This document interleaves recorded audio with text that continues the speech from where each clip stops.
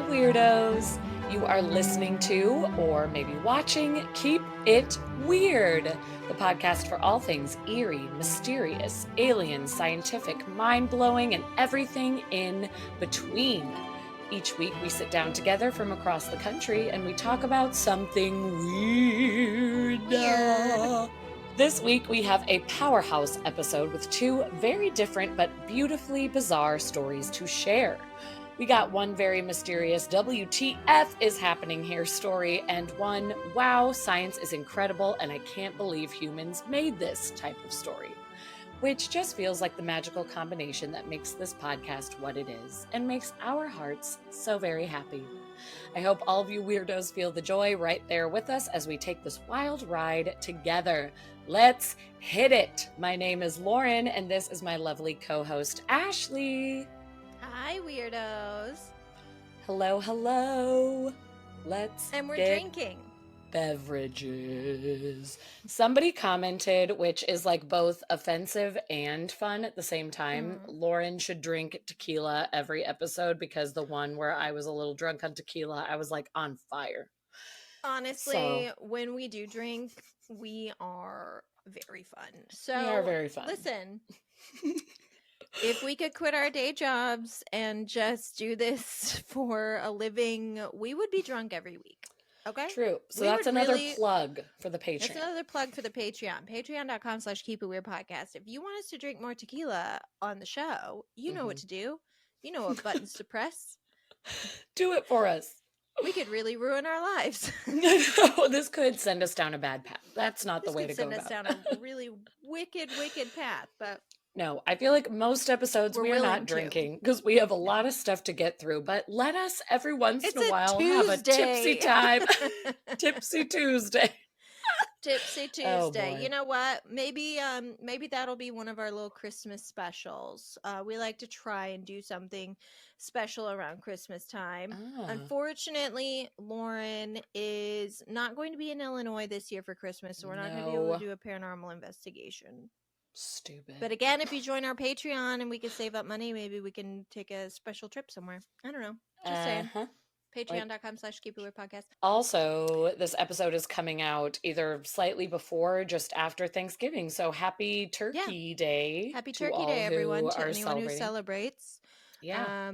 It's totally fine to... I think a lot of people, as we grow...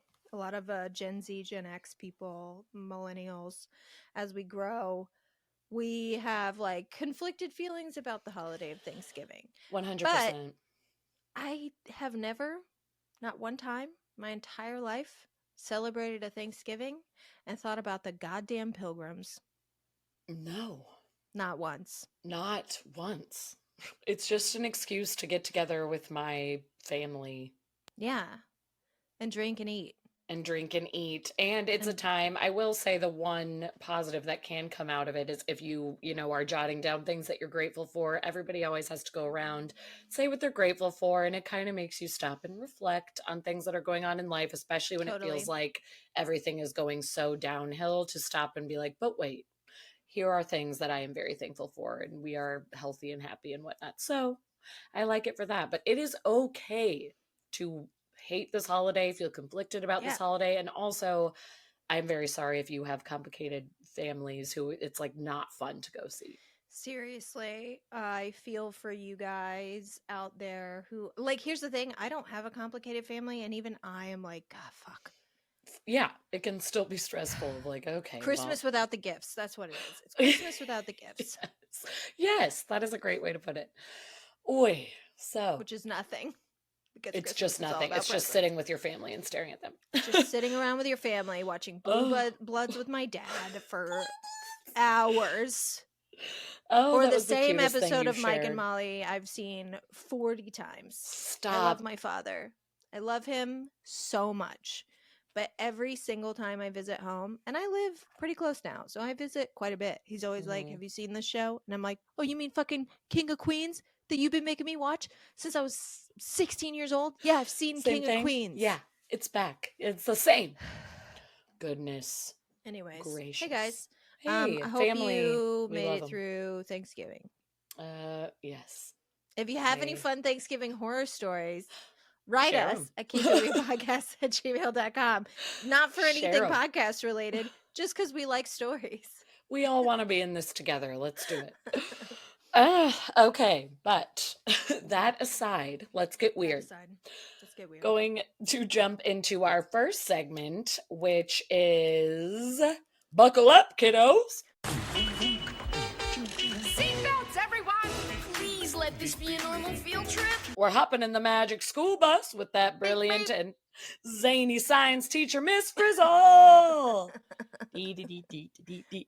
We're going on a ride into a petri dish today because science has whipped up something cool and life-changing, but possibly a little creepy. So we're shrinking down. We're riding into a petri dish instead of science does that. It sure does. It's like, you changed our life. It is a little spooky, though, that thing you did. I'm still questioning. Electricity's weird. Can't believe it exists. Still feeling strange about it.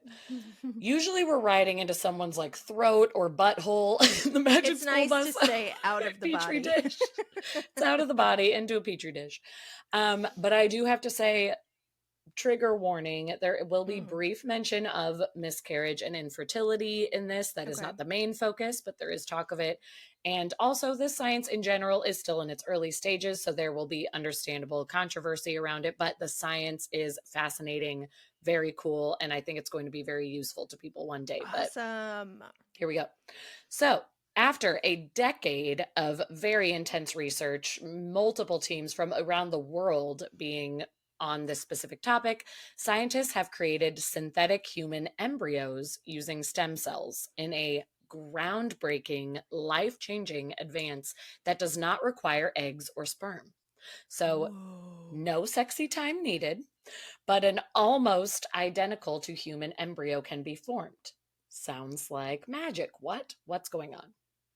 It was just unveiled this past summer, June 2023, at a stem cell research scientific meeting that happens in Boston every year. Researchers from around the world have basically been in a race for the last decade to try and be the first to find success in this field of synthetic embryos. And scientists say these model embryos, as they're called, which resemble those in the earliest stages of human development, could provide a crucial window on the impact of genetic disorders and the biological causes of recurrent miscarriage, which are things that are incredibly important to study and have been kind of a mystery since women started carrying children. And this is huge. It's insane. And the creepy part, controversial part is, are we just building fake humans now? Is the immediate thought from a lot of people. The doors this could open for us are so cool for science, but it can feel super uncomfy for some of us. And that's totally normal because are we going to make clones? What does it all mean? But first, I want to talk about why this is amazing and then jump into the science of why you don't have to be scared. But because I have so many questions and I am actually going to wait until you're done talking to see if you answer them. Yes, because I might and I hope to, but then we can discuss. So first, why this is amazing, because everything about pregnancy is way too difficult to study without potentially harming the mother or the fetus growing within that mother. Plus, anything that affects women takes a back seat in the medical world because it's super fun to exist as a woman. Your dick will get hard if it's the last thing we do. It's the first thing we do, and it'll be the last thing we do. You will always have a boner. Middle finger. Oh, sorry about it. So this model embryo advancement could mean an ethical way to study early pregnancy finally, and that would be amazing. And I am fortunate enough to not have experienced a miscarriage in my life. I am very grateful for that, but several members of my family, close friends have experienced it. It is such a high statistic, and I just want to say that it is all too common and so devastating. And in most cases, people have experienced more than one, which is why mostly this study is happening, because it's like, what is happening within this person that they are experiencing this, because we are not seeing anything like from a basic exam. So it's heartbreaking. It's confusing. That is why it is special that this exists. There's a common misconception that women miscarry due to something that they did. Exactly. Even today, when science is proven over and over again, like sometimes it just fucking happens. It There's just still some happens. people that are like, well, you know, she What did she jumped do? too high, or, you know, drank, or there's so many I saw her reasons that have people. one glass of wine, or she went to that workout class. And it's like, no, And it's not that's like the not it. Dark Ages when it was like she slept with a sheep or like some weird myth. know. But some people It's still, always you been know, something. think that there's a reason for a miscarriage, and sometimes it just happens, and It just happens. And with some women, unfortunately, it can happen more than once. And a like, lot. we do Yeah. not have the explanations for it, even if you are doing everything right. So that is why this is important, first and foremost. But the work also raises serious legal issues as lab grown entities fall outside current legislation in the UK specifically, but a lot of other countries as well. There are complicated laws. There are hard rules on embryo research, and there's nothing yet written about model embryos. And this could be a whole different ballgame, and people don't really know what to do about it. So, Yeah. the questions become, this isn't an actual embryo, right? Is there a loophole around it? Like, there are stem cells involved, so what's going on? And there's significant questions coming out of the UK that have successfully created these synthetic embryos on whether these structures, in theory, have the potential to grow into a living creature, which is Right. attack of the clones. That's the biggest worry. And I get it. Again, that feels uncomfortable. So when you're just reading headlines and the basic bullet points, that's when people are saying, like, synthetic humans, they're going to take over the world. No. And the other thing that has happened, like besides the humans, is there has been advancement with our animal friends that have exceeded expectations. And so humans could be next. And that is part of the reason people are freaking out. But what's cool about it and why it's not scary is the synthetic embryos grown from mouse cells were reported to appear almost identical to the natural embryos, to the point that they did have a beating heart and a brain, a full working model. But when they were implanted into the wombs of female mice, they did not develop into live animals, because that cannot happen, because it's not actually real. And in April of this year, 2023, researchers in China created synthetic embryos from monkey cells and implanted them into the wombs of adult monkeys, a few of which showed the initial signs of pregnancy, like the hormone was being emitted, but they did not continue to develop beyond a few days. So scientists are still trying to figure out a lot with this, but they mostly are like trying to tell people, like, we're advancing, but we are not quite to this point, and we're not trying to create clones. That's not the goal, but we are trying to see if a pregnancy can be carried beyond a certain point, just so we can study it. Yeah. So I know all of that is complicated, but here are some things that we do know about the human embryo models in order to help terrified people understand while all of this is going on with the animals, the questions. So, sciencey stuff first, bear with me. Instead of a sperm and an egg, the starting material is what we call naive stem cells, which were reprogrammed to gain the potential to become any type of tissue in the body. Chemicals were then used to coax these stem cells into becoming 4 types of cells found in the earliest stages of the human embryo: epiblast cells, which become the human embryo proper or fetus; trophoblast cells, which become the placenta; hypoblast cells, which become the supportive yolk sac; and extra embryonic mesoderm cells to be support. A total of 120 of these cells were mixed in a precise ratio, and then the scientists just stepped back and watched. So I actually have like a little figure that spells it out for us dummies that Ashley, I will send to you, so maybe you can like put it up there. It's like a nice little chart showing like the starting stem cells, how they transform into the different types, 120 mixed into a little shaker, little martini. And then you sit back and watch. Yeah. And then you sit back and watch the embryo-like structure form. Wow. And even though this is game changing and there was some success, it was only about 1% of the mixture that began the journey of spontaneously assembling themselves into a structure that resembles, but is not identical to, a human embryo. The embryo models were allowed to grow and develop until they were comparable to an embryo 14 days after fertilization. And in many countries, this is the legal cutoff for normal embryo research.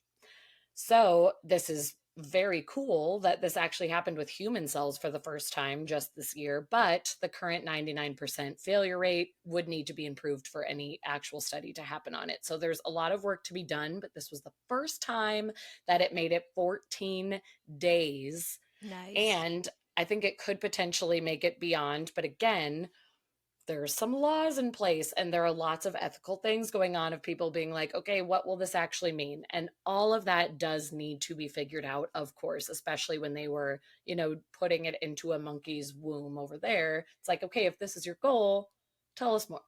So we have a lot to figure out, but the fact that even a tiny amount of these cells did what they were supposed to do in making the structure of a model embryo is incredible and is going to change the game. And a very important note, stem cell generated embryo models can mimic natural human embryos across a range of early developmental time points. However, not one can biologically produce a baby. This is the most important because embryo models that mimic post-implantation stages, so after it is in the womb, are simply too far along in their developmental sequence to successfully transfer into a uterus and establish a pregnancy. There would be no essential tissues at the time, and this model could never happen. But also, pre-implantation models of human embryos that mimic those first stages of embryos, that is when a doctor can transfer it into a patient's uterus. To build these models, scientists have begun with these naive state human stem cells that have had all their parental imprints scrubbed, removed from their DNA. And stem cells that do not undergo scrubbing will simply not generate embryo models. And the biggest fact that all of the haters of this study cannot grasp is that parental DNA imprints are necessary for embryos to be able to develop into a viable fetus and to carry into becoming a baby. So if they are scrubbed, these models could never become a baby, and it will only be for study. So no clones, no fakesies. I just want everyone to know that. That's important. They're not equivalent. They're just very, very close, which is wild because there's never been anything this close. So there's not going to be any cloning or harmful embryo experimenting because this could never be a viable pregnancy. I know that people still can feel complicated about it. You can all feel however you want, but what could happen is studies on women's health and pregnancy health, including critical drug safety screenings to find out what medication can be used safely in screening. That is very important. What can be used in early pregnancy without harming the person or embryo. That is huge. Possible beginnings of synthetic organ creation that could help with long transplant lists and just a better understanding of the human's humble start to life, because embryo models could be such instrumental tools into seeing what they are going through, what is forming at this time, what is harming, what is not, what is happening in a female's uterus that is going against what is forming, to give a specific female answers as to why they might be miscarrying. So much could be found from these models. And the goal is always to keep it from not affecting a human's life in any way, shape, or form. However, because it is stem cells, it's complicated to everyone. But I hope that the more the science comes out and the more is discovered, people will realize how important this is and how it really is not harming human life in the slightest. So this is the future, controversial as it is. This is the future. It's exciting. Get used to it. Get used to it. But also, do you have any more questions? No, because my question had to do, because in my head, what you were saying is like, so what we're going to be able to do is create these embryos and grow them in a little cage, grow them in a fake womb to have a fake baby, or not a fake baby, a real baby. But then I was like, what would that baby be like? What DNA would it take? Would it still take DNA from the stem cells, and would it be a clone? And if it's not a clone, because I just think then of how much of our personalities are DNA based. I know. There's obviously still a ton of arguments on nature versus nurture, but there are people who never met their birth family, were adopted at 4 months old, eventually meet their family and are like, I'm just fucking like them. So it's not always exactly I was raised with my dad, so I'm like my dad. There's a lot of nature involved. So if you grow a baby, in an incubator, what's going to happen? Is it just a blank slate?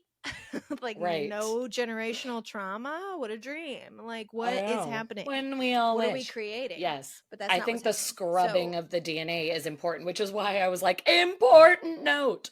Because that is huge. And that is the goal that they're trying to stick with so that nobody ever has to question that. But it's like, there is going to come a time. I feel like the complicated part will be they're going to want to use a also synthetic womb to grow things. But I wonder if there's ever going to be a time where they're like, but what about an actual womb? And that's when I'm like, I don't know. Like, what do we, how do you even, so I don't know. We have an astronaut's wife situation where what's growing inside of you is not human.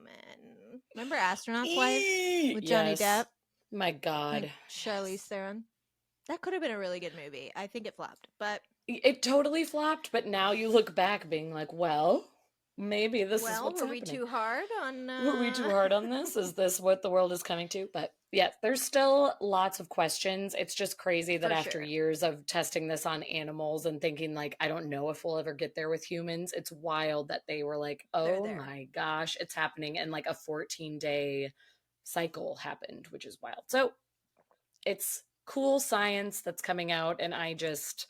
as a female who has carried a child and knowing so many wonderful people who have also tried to carry or maybe have fallen into the camp that is unsuccessful, this is just, it's so huge. It could be amazing.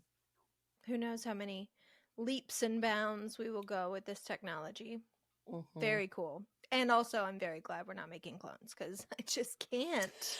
I know that information right now. Like, wait till 2024. 2023 can't take anymore. Yeah, it was like this. I don't want a piece of news for a month and a half. That was actually the reason the story stuck out to me, was because my first thought was like, come on, this year's been nutso enough. Like, are we making clones? And then when I dug into it, I was like, oh, it's just amazing science. Yeah. Even though, into the wrong hands, though. I don't know what these people are going to do. So just keep an eye.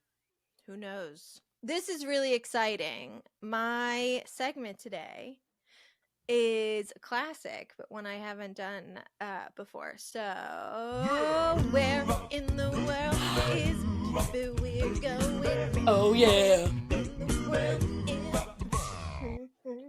You've never done this one. I've never done it. I've never got to do it.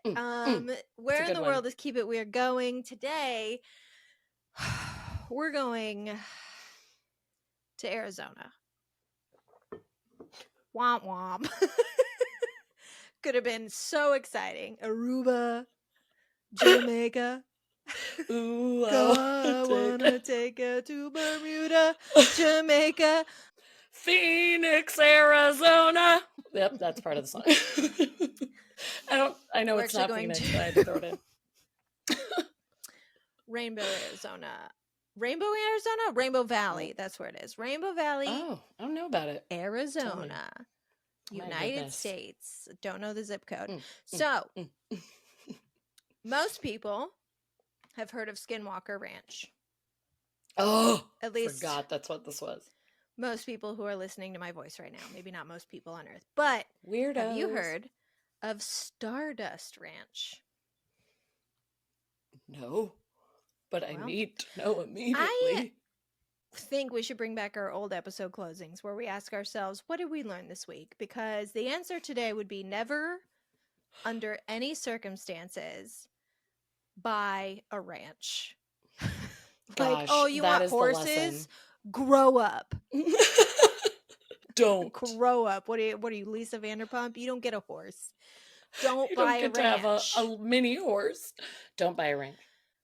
Too dangerous. Here goes. This is a long one. Hang tight. It gets ready for it. Pretty fucking bonkers. There was a man. His name was John Edmonds and his wife Joyce Edmonds. They purchased a ranch in Rainbow Valley, Arizona.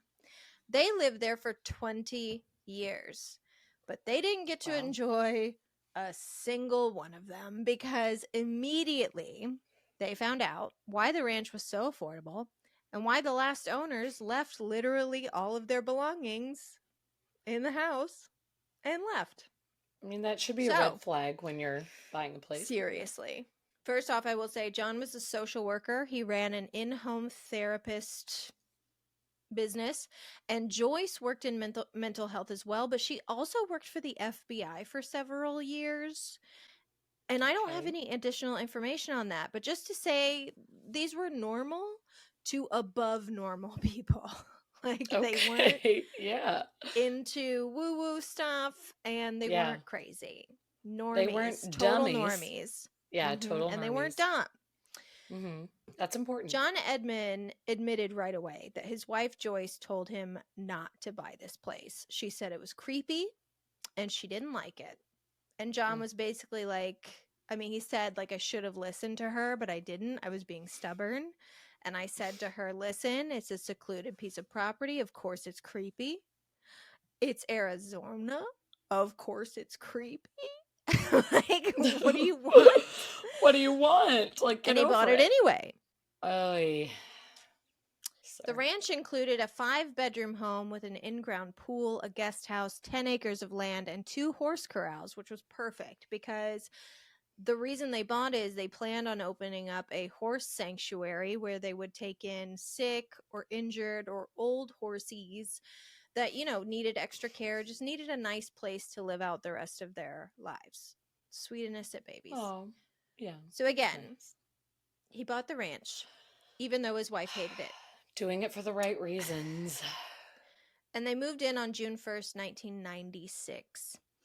They had their rental truck, their dogs, all of their belongings, and they drove out to the property to move in, only to find that none of the previous owner's stuff had been moved.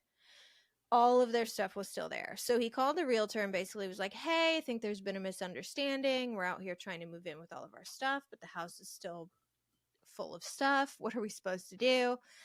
The realtor didn't know what the deal was, but he told John, like, I'll try and figure it out. Why don't you just go out to eat, go see a movie or whatever? I'll contact the previous owners. And John was like, it's 110 degrees and I have my dogs. I can't just go to a movie. What are you talking about? Right. And the realtor was like, well, just go back to your place. And he was like, we rented our place. They're moving in because all of our stuff is in this rental car. Like, we need to move in. Anyways, so that was like annoying, but like that's moving. Okay, yeah. All part of moving. It's the worst. So they were pissed, but they left. They found something to do for like 4 hours. And when they got back to the house, all the belongings were gone. So they were like, oh, wow, awesome. They came, they cleaned up, they took care of it. It was so fast. Wrong. Because when they went around to the back of the house and looked at their pool, everything from inside the house was in the pool. No. Not an empty pool.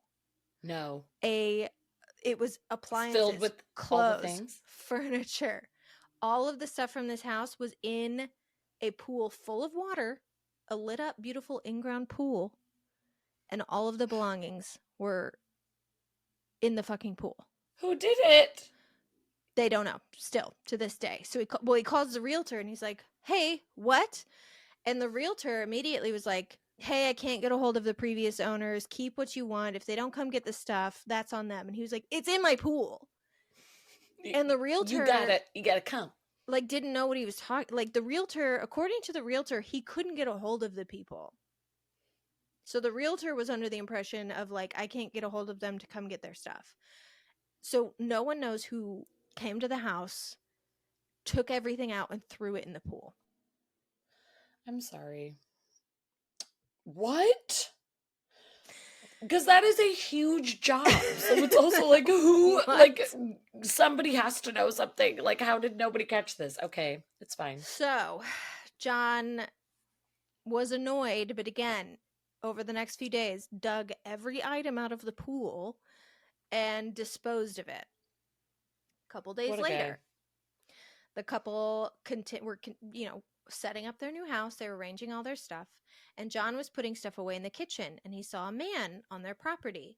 He said he was grizzled, kind of homeless looking. He was wearing green fatigues almost, not like official fatigues, but it looked like fatigue-esque. It looked like a veteran. He was carrying something big. He couldn't tell if it was a pipe, a baseball bat, or a large knife. So he watched him walk up the driveway carrying what he could now see was a machete. And John was like, Jesus, hell, fuck, what now? What's going on now? Get out. So John grabbed a gun and headed out to talk to this guy. And he was like, what you doing? And the guy said, I live here. And John was like, well, I just bought the place and I live here. So what you doing? And the guy showed him, he said, I live in that building back there, and pointed to a small shack far in the back of their property. And John was like, I don't know what to tell you, buddy. I own the ranch now and all the buildings on it. So what's up? And this guy was like, well, that's where all my stuff is. So John was like, okay, let's go get your stuff. You can get it all, but you don't live here. So they start to walk back to this shack. And as they're walking back, the machete man says to him, so who's going to kill all the monsters? No. And John was like, what do you mean? And the machete man said that he'd been living there for over a year and that it was his job on the ranch to kill the monsters. And John asked, what monsters? Thinking he meant critters or predators. And the guy simply said to him, you'll find out. Great. So John basically was like, sure, like let him grab his stuff. I would move immediately, but I get how normal people are like, sure. Well, and also like, you know, it's one of those things where like looking back, you're like, why wasn't I fucking freaked out of my bean? Like, why was my gourd not freaked? Like, why was I okay with this? Well, some people don't receive that as messages. They're just like, oh, this guy's a little off his rocker, so I'm going to ignore him. But I think us as weirdos, I think me and you and most of our people listening are like, no. I would go inside to Alex and be like, we are out of here tonight. Like, I'm done. Anyway. Well, that's kind of how he felt. He was like, I just started treating this guy like it was a man with some... you know, maybe he was mentally unstable. So, but I helped him get his stuff, put all of his things in a couple pillowcases. He didn't really have much. And the guy just walked off down the driveway and like he never saw him again. But right before they parted ways, the machete man looked at him and said, you're going to be really sorry. And he was like, what? And he didn't say anything and walked away. He was like, what do you mean? What do you mean there? Tell me more. So at this point, John was like, great. Like, between the train wreck of our move-in day, digging a bunch of personal items out of my pool, a crazy guy with a machete telling me there are monsters here. Moving is awesome! Everyone loves moving. We all love buying a ranch. We all love moving. We love the stress that comes with it. We love the people who threaten us. Okay. One interviewer, I heard this on the Jibber Jabber podcast in an interview. It was about 3 years old. They asked John if, aside from all of this stuff, put all this weird shit aside, did you personally get any bad vibes from the place once you moved in? And John said no, but one thing creeped him out more than anything else, and he doesn't really know why. He said it was in the guest house. He went out there to kind of check out the space, see what they needed for it, and realized that the building had almost 30 phone lines. And he was like, what does anyone need 30 phone lines for? No one needs them. Unless you're running like a telemarketing scheme out of your garage. But he figured, whatever, I have to call the phone company to get a landline put in anyway, because it's 1996. So I'll just ask them when they come out. The only problem was he couldn't get anyone from the phone company to come out there. He made the first appointment, and the day and the time came and no one showed up. Nothing to write home about. Sounds like any other fucking time I've moved. Sure. Yep. Obviously, no one showed up the first time. Everyone knows you need to make at least 2 appointments with the phone or internet company for someone to show up. Yes. So he called again, set another appointment. No show. Another appointment. No show. About the 4th time he called, he was obviously extremely pissed and was like, I don't know what's going on here. I've made several appointments. No one has showed up. How the fuck do I get a phone at my house? What are my options? Someone has to come here and hook up my phone. Like, And the help lady me. who answered the phone was like, listen, I need to tell you, it's really hard to get service out in that area. And he was like, yeah, it's even harder when you don't try in any way to get service out here. So she made another appointment. She ensured him someone would show up. And someone finally showed up. But it was, so a man pulled up in a small white truck, pulled into his driveway, and sat there idling. So he came out to greet him, and this guy rolled down his window and was talking to him from the truck. And John was like, what's up? Like, what is going on? And this guy was like white knuckling the steering wheel. And he said, no one wanted to come out here. And John was like, yeah, I know. And the guy said to him, you know about this place, right? And John was like, no. Fucking what now? So essentially, this guy apologized for the horrible service, told him a little bit about the property, just like what he had heard. And according to him, the place was built in the 70s. It had originally been settled by a family who was going to raise cattle on the land, and they lived there for a while, but they couldn't keep the cattle alive. So they struggled and they struggled and they struggled, and they eventually finally moved out because the day before he was set to graduate high school, their son killed himself in the living room with a shotgun. Ooh. And John was like, well, that sucks. The realtor did not mention any of that to us. That was not disclosed to me. Then this guy, this phone guy, phone service guy, went on to say that after that, it was owned by a paramilitary group, and there was this big train accident out near the property that this group was supposedly a part of, and a good amount of them died in the accident. And John was like, horrible, okay. And then the guy told him it was a brothel after that. And John was like, against my religion, but it's fine. He was Christian. Yeah, live your truth. And then the guy basically just said, like, people don't like coming out here. They think it's cursed. They think the whole property is cursed. And he quickly set up the phone line, didn't want to talk any more about it, and left. And John was like, great, I get to tell my wife, who didn't want to move here in the first place, all of this horrific stuff that happened here, and I hope she doesn't kill me. Well, you're right. She's gonna leave. She didn't kill him, but she was basically like, I fucking knew it. I told you it was creepy. Women's intuition. Listen, they owned the ranch now. They own the property. They figured we'll have someone out to bless the property and we'll just move on with our lives. And they did. They had someone out, a priest who blessed the property, and they were like, great. At this point, everything was going okay. Except they were having trouble sleeping at night because they were hearing this weird humming sound. And no matter how many times they looked for the source of the sound, they could never find a source. Eventually, a couple months in, their horses are showing up. So they're having to get everything set up for the housing and care of these horses. Mm-hmm. And so John would obviously, if anyone has ever worked on a ranch or a farm, like you basically do daily rounds of the property to make sure everything's in working order. You got to brush the horses, you got to feed them. If you got cows, you got to milk them, all the farm things. It seemed like every single time he would make a round, he would have like more and more on his to-do list. Things were seeming to get like broken that were not broken the day before. Especially metal posts, like fencing posts, were being pulled out of the ground at several points. And he was having to like put them back in the ground and like mend the fence. But it was happening all the time. And he got to the point where he like, I don't know what he did to reinforce these metal posts, but he reinforced them.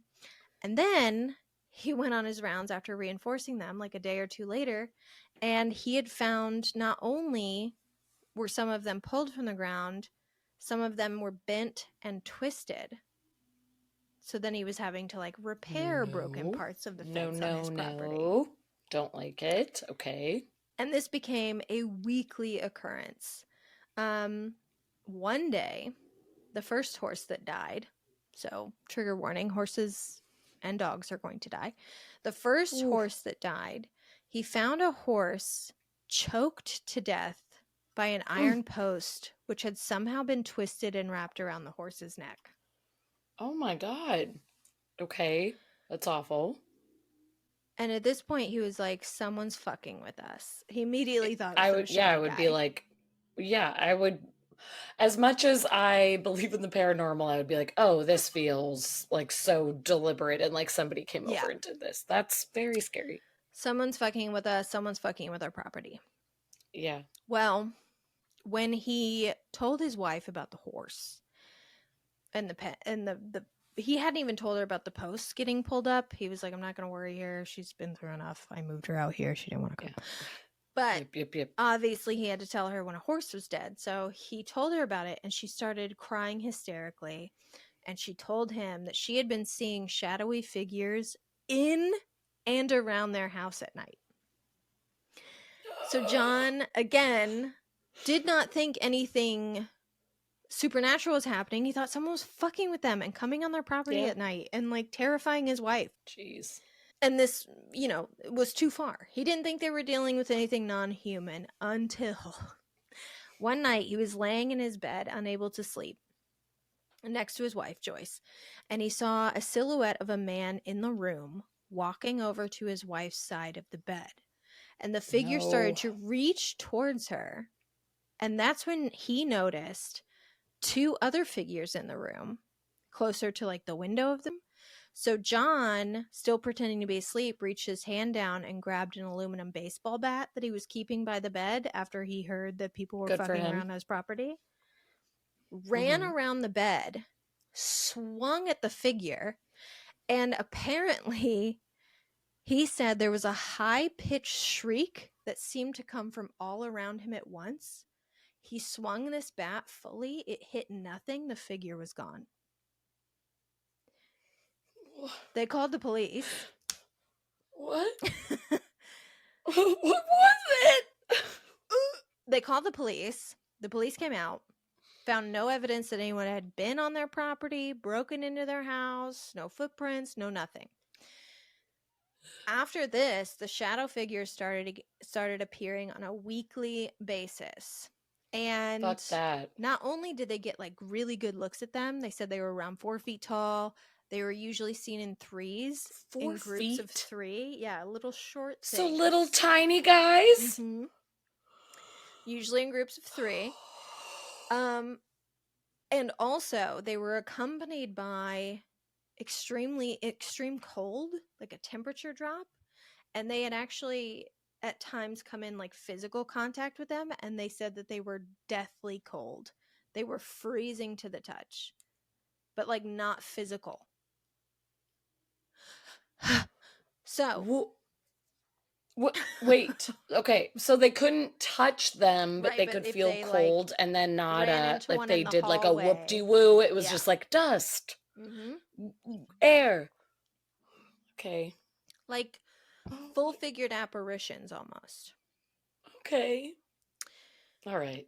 The humming at night continued. The shit getting broken and messed with on their property continued. And they started seeing strange lights in the sky at night that they eventually started referring to as portals, because they said it looked like the sky like opened up. And I have pictures of them. They took pictures of these like lights at night. And of course they're horrible. It was 1996 and they're taking a flash photograph at night, but you can see that there's a low light in the sky. Yeah. One night, one of their Rottweilers took off after a group of them, the figures, on the ranch, and when John found the dog was dead. John said he would go on to lose 2 more of his dogs under the same circumstances, along with is very sad. A few more mutilated horses. Jeez. Both Joyce and John were suffering from horrific sleep deprivation. They were too afraid to sleep at night. They didn't want to even like close their eyes. I get it. It would be like, nope, I'm never closing my eyes again. Never. Also, I would have left. I would be gone by now. Yeah. But yes, if I was staying there, nope, no sleep. John usually promised to stay up and watch as Joyce slept until he would, collapse from exhaustion. But one evening, a few years into living at the ranch and dealing with all this fucking wild stuff, he fell asleep in a chair in the bedroom and was jolted awake again with the feeling of pure dread. He said that Joyce, who was fast asleep, totally unmoving, was being lifted by a thin beam of bright light which was being projected from the outside, and she was starting to move towards the window, which was now open. It was not open when they went to sleep. It was now open. He immediately grabbed his rifle, which he now kept by their bed instead of a bat, because duh, and he fired continuous shots at the source of the light until it disappeared and his wife woke up. And this reminded me of that fucking abduction story that you told out of Australia. I told from Australia. We are the same. I'm person. Sitting here literally, yeah. That's exactly what I thought of. This is what my hair just became. Lord, I'm Lord Farquaad. I just ripped my hair out and I looked like Lord Farquaad from Shrek. Honestly, I forgot that you got a haircut, and I was like, "What's happening with your hair?" Yep. I know. Okay, tell me more. I'm freaking out. Both of them, the couple, started sleeping handcuffed or tied to the bed so that they were safe. Oh my God. This is a nightmare. This is a literal nightmare. I cannot believe they stayed. Obviously, it was one of those situations where it's like literally every penny we had went into buying this property, acquiring the horses and everything. You're doing what you have to do. Jeez, oh man. Handcuffed and tying themselves to the bed so that they would not fucking drift out the window at night. But then what happened was they started experiencing missing time during the day. So like they'd be having lunch and then all of a sudden it'd be 8 p.m. Or they'd be watching the nightly news. Isn't that interesting? And then all of a sudden it would be 4 a.m. And neither of them would remember falling asleep or anything from the time that they missed, but would often wake up to find inexplicable injuries on their body, from scrapes and bruises to deep cuts that looked like they were healed over long periods of time when they knew they didn't have scars there before. And again, I have photographs. I'll put them up. Wait, okay, they would wake up to find a deep wound that was healed? Yeah, like a healed, but like had healed. A massive long scar that they were like, I didn't have this yesterday. Cool. All right. Just making sure I was hearing that right. You were. Okay. Several years of living here, they hadn't told anyone outside of like really close friends what they were experiencing because they were embarrassed and they thought they would be called crazy. Eventually they did contact a few people hoping there was someone who could help them with the strange experiences that they were having at their home. But no matter how many research groups came to the property, including the CIA and the FBI with connections they had through Joyce, the activity persisted.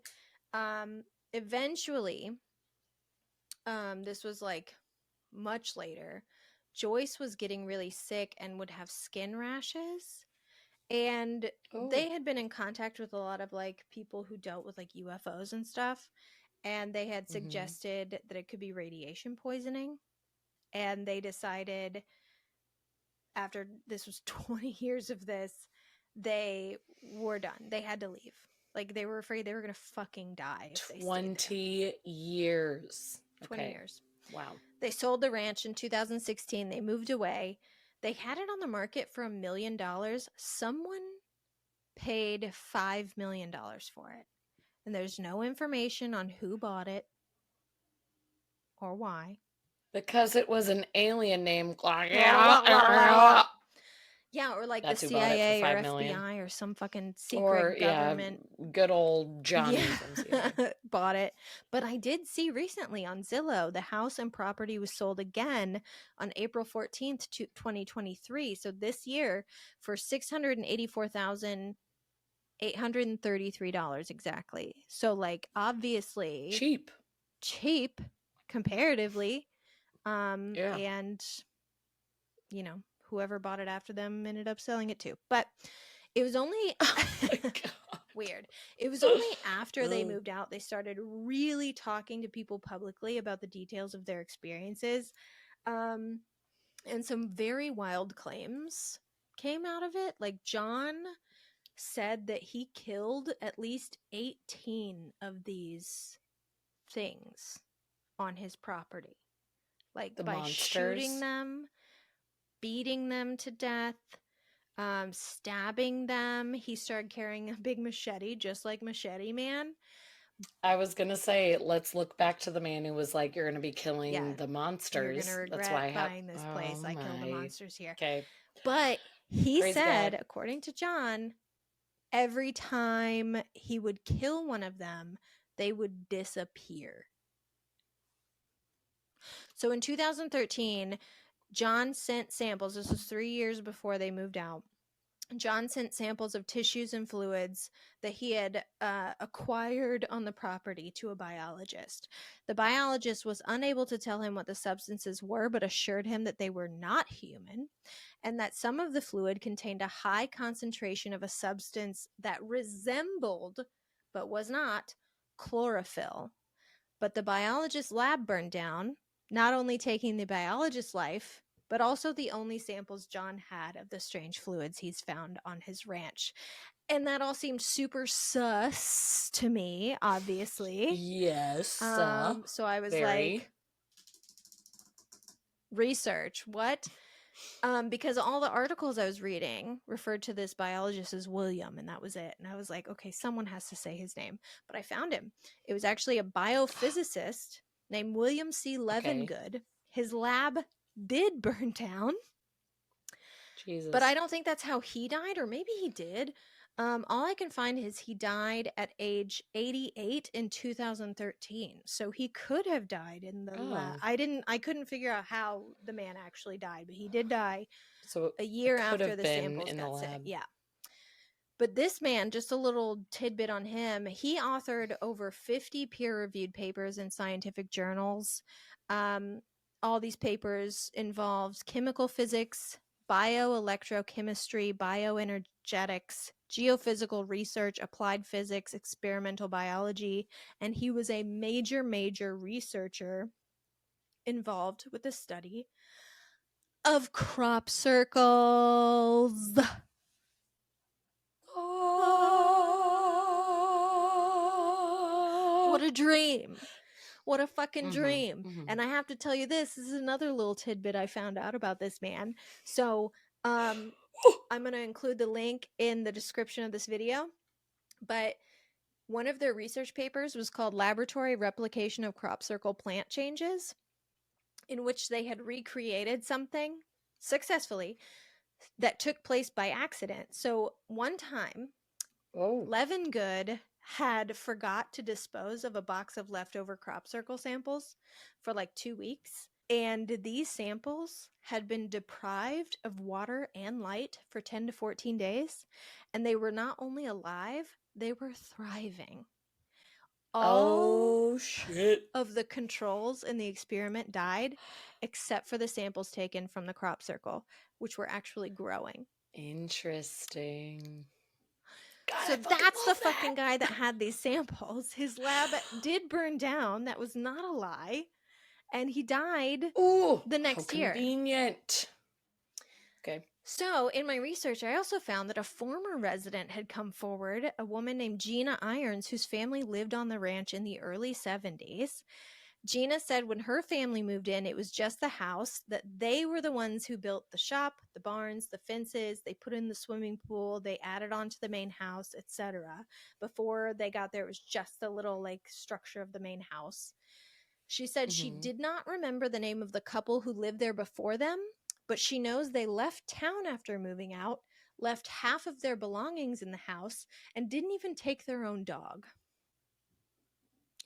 So Gina's family actually adopted the dog, and the dog had a great life. But like they left half their shit, including their pet, and everything, hit the fucking road. And interesting. Got out of there. Very. But she knew exactly what John was talking about regarding the figures. Her siblings, her mother, and some guests all saw them. They saw them in slightly different forms and colors. She said usually they were a variation of green. Okay. And they saw them in different places around the ranch, inside and outside of the house. She said there was always a huge drop in temperature whenever these things were around.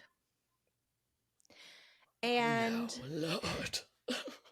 that her brother's room, which was just to the right of the hallway entrance, was always ice cold, even in the summertime. And they did not have air conditioning. Oh. This was the 1970s. They didn't have AC. So back then, that was very strange. And the kids, they just kind of decided that's where the thing lives, in our brother's room. It was sort of like that's what the kids would say. Sucks for the brother, but yeah, no, poor guy. As you live with the things. Sorry about it. Enjoy. But as the years went by, Gina said they kind of got used to the strange shit that would happen in the presences. It wasn't like normal or cool, and they didn't talk about it with anyone. It just was, and they kind of just lived with it. She did say that one evening they were all watching TV in the big main room. They had a guest over at the house. They were all facing the TV, which also faced a pretty long, dark hallway that led to the bedrooms, the brother's room being like the very first one. And she said suddenly out of nowhere, this man hurled himself out of his chair, jumped over the couch, and ran down the hallway yelling, as the rest of the whole family was just like, what? He then ran back through the living room to the back door where they kept their shotguns and grabbed one and ran back down the hallway. And at this point, the dad woke up or stood up and was like, hey, what the fuck is happening? Where are you going with a gun? And the man claimed he saw a person dressed in green fatigues standing in the hallway, and he thought it was an intruder, but there was no one there.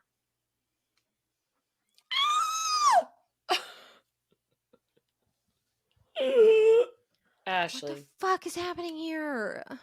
So then wait, what is going on? Don't know. What's happening here? Okay, every part of the story I was like, no. That was what I said to myself. Oh, I know what's going on. No, I don't. No, I have no idea. Oh, wait, it could be. No, I have zero idea. It feels like there's ghosts, aliens, and a murderer who lives in the sky. I don't know. A monster. I know. I don't know. Weirdly enough, Gina, this is back to the former resident. Gina said she didn't really even think of her experiences there until she heard John talking about what was going on. She saw like a special of some kind and realized that he was talking about her old house. And then it was like all these memories came flooding back, which reminded me of the time that Kurt Russell and his son witnessed and forgot about the Phoenix Lights. Yes. That seems to be a common thing that happens with like extraterrestrial shit. They're just like, oh, it was nothing. Oh, yeah. Oh, wait, it was something huge. So anyway, reading this story, which I read it first, immediately I kind of thought it was bullshit. You know, this guy supposedly experienced all of this stuff, doesn't have any evidence, but it was interesting enough. I wanted to look further into it. And this guy, honestly, John Edmonds, is a totally normal guy. He did not want, again, fame or fortune. He has footage and photos, but he hasn't like publicly released them. The only reason the word got out about it all is because he was asking for help on the ranch, and the whole thing kind of blew up. Yeah. So he was like, just somebody help me. Yeah. He sent the footage and the photos mostly to the different agencies that tried to come out and investigate. So the CIA, the FBI. He sent videos to people who have asked for them, but he's publicly said, like, all I ever wanted to do was have a goddamn horse ranch. Like, I don't want to represent myself. That's all he wanted. He was just trying to live on a ranch. He was like, I'm not a contactee. I'm not an alien hunter. I'm not a whistleblower. I don't want this. It just happened. So again, Stardust Ranch fucking happened. I'm going to include some photos in the video. There's a ton of links, including a link to the podcast interview by Jibber Jabber where they talked to John Edmonds, and they also talked to Bruce McDonald, who wrote the book. It's called Stardust Ranch: The Incredible True Story. And the interesting thing about him is that he also started to have experiences at his own house when he was writing the book. Strange lights in the sky, strange lights inside of his home, furniture that moved inside of his house, strange smells that John corroborated smelling at his property. Oh my God, just from writing the book. Just from writing the book. Apparently, Bruce and John published the book in 2019, but they began talking about it and writing it in 2012. And he talks all about unexplainable, like, technological issues he had during the writing of the book. He's never had before. He never had since. And how the experience totally changed him spiritually and, like, extraterrestrially. Like, he was not a believer in this, and now he's like, I totally believe, because I changed his life. Yeah. Oh, wow. And finally, last thing, so I did see in the comments section of the Jibber Jabber episode that I listened to, people were saying, like, R.I.P. John, which is the guy, John Edmonds. And I searched and searched. I couldn't find any information. The only thing I found was a GoFundMe started by Joyce from October of 2021 saying that John passed away. But I can't find any other information. I don't know how he died. Where he died, nothing. So unfortunately, everything we know about this case is probably all that we'll ever know. I was gonna say, it kind of just stops there, but then, oh, geez. But yeah, apparently if you want to have a paranormal or supernatural experience, all you have to do is buy a fucking ranch. Buy a ranch. Buy a ranch. That is what we have learned. The summary of most Keep It Weird stories can all come down to. Buy a ranch. If you buy a ranch, you're going to have an experience. 1,000%. Yeah. Wow. Holy shit. Wow. That just never stopped. No. And I didn't even cover everything. Actually. I just covered, like... I know. I was going to say, like, if you were to do the deep dive, like, my God, this would be a 7-hour episode. Yeah. But yeah, so wild. Skinwalker Ranch is not the only ranch in town. Stardust coming up behind you. But that's all the time we have this week for Keep It Weird. Thank you guys so much for tuning in and listening to our show as usual.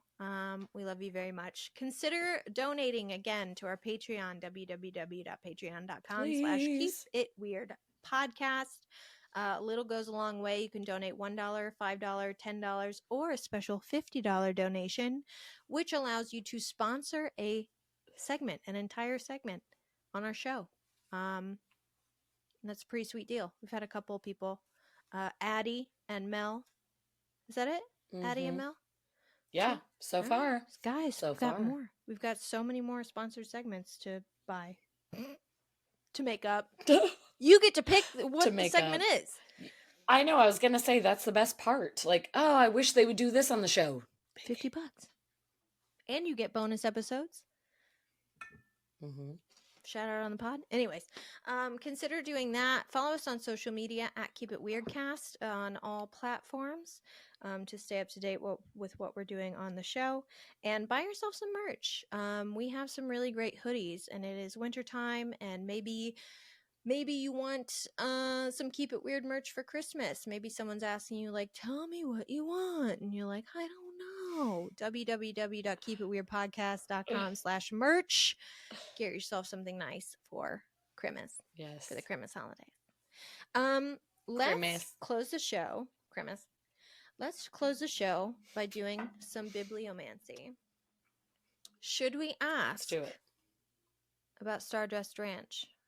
Yes, obviously. But I don't even know the right question to ask. Well, what if we just ask what was going on? What's happening at Stardust Ranch? What's happening at Stardust Ranch? I want you to pick the page. Please. This book goes from page 1 to 78. What calls okay, so pick any page? Mm-hmm.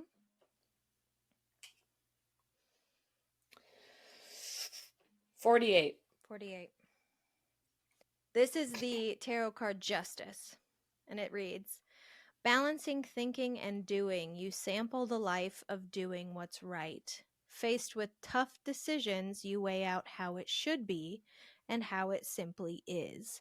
You need not ration your love nor your support. Show yourself the same compassion that you do others. Doesn't quite fit. Or does it? Is it saying... It doesn't. Well, not to me, because it's not the answer I want. Well, Is it saying... But that's how it works. The line that stood out to me was how it should be and how it simply is. You weigh out how it should be and how it simply is. Which to me said like, hey, it is what it fucking is. Okay? It's a weird place. I know. That was the line that I liked, of just like, don't question it, because this ranch is just, that's what happens there, and you're gonna think too much on it. It is what it fucking is. Which is so funny that is the answer to 99.8% of paranormal activity. We can't recreate it. We can't make it happen. No. It is what it fucking is. It is what it is. Which, I'm like, I hate that answer because I want more to it. But, like, at the same time, I don't think we would ever get more trying to dive into the answers of Stardust Ranch. Like, everything would lead us to, it's just what it is. Sorry. It's a crazy... just a weird spot. Anyways, we love you guys. We'll see you in a week. I think in a week it'll be fucking December. December 1st. Here we go.